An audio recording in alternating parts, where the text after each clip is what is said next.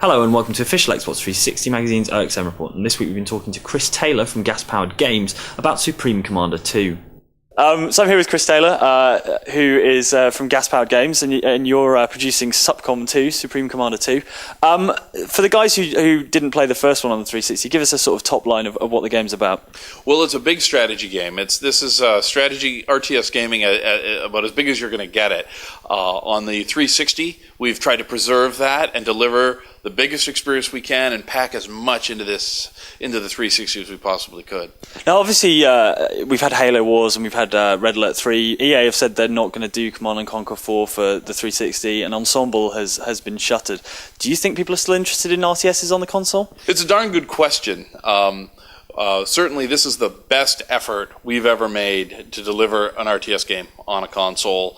The 360 is an amazing piece of hardware. It's very powerful. The graphics are just incredible. What we're doing with the terrain, brand new control scheme. We take a lot of lessons from the work done by others and work we've done in the past. So really a super big effort to make the control system smooth and play well, given that you are playing an RTS on that little controller, but we're really happy with the work and how it's turned out.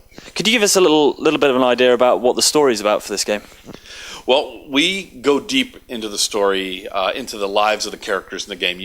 Typically in an RTS game, it's kind of high level. It's kind of the big theater of war stuff, where it's generals. And what we've done is gone into the lives of a husband and a wife, a brother and a sister, a father and a son.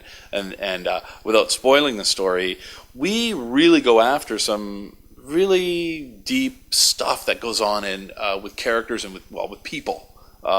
Played by characters in a setting where you've got a galactic war that erupts, and people find themselves on the other side of two warring factions. So, as we say, when friends go to war, war gets personal, and that's what we're doing here in Supreme Commander 2. So there are three different races you can choose from, you play as three different races throughout the campaign. Could you tell me what kind of differentiates them? Well, the three factions are a carryover from the first game, where we established that the United Earth Federation is kind of where we start here today with Earth, and it expands out and it colonizes the galaxy.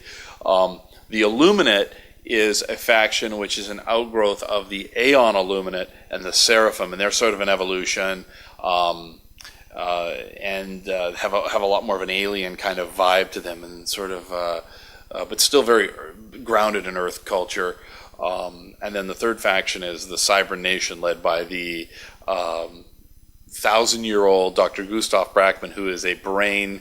We like to say he's a brain in a jar, but he's really a brain in a spinal column floating in a giant fish tank. So, not so much brain in a jar, but he's one of our most interesting characters, and he talks like this, very breathy, and so it's really fun. So, for the guys who did play the original game on 360, it was maybe a little bit disappointing. So, kind of what went wrong there, and how have you improved it? Yeah, I think that's fair. The thing was, it was done in a very short period of time and under a lot of pressure. We've taken a lot more time.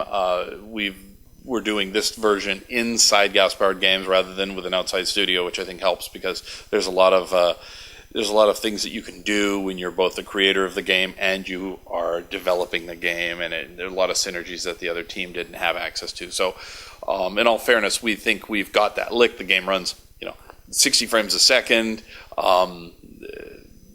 And the design was built from the ground up to run on the 360 rather than being a port of the PC title to the 360. So those things make huge differences when you step back and look at the developing software and how you get to a certain result. You want to get to a great result, you got to work it from the ground up.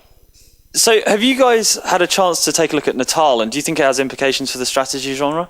Yeah, actually, it's going to be really interesting to see how that technology comes together and how we can apply it to RTS games, and lots of potential. The Minority Report style, we don't know where it'll exactly land, but it's definitely got a lot of potential. Does it rely a lot on the fidelity of the detection, do you think? Yeah, that's come up in conversations, and it's hard for us to know exactly until the final software and hardware has been developed and you can really play with it. But I think there's things you can do that go beyond simply using your hand as a mouse pointer. So, there's a lot of optimism about what Natal can do for RTS gaming and strategy gaming in general. Excellent. Well, thank you very much for talking to us. Absolutely. Thanks for taking the time.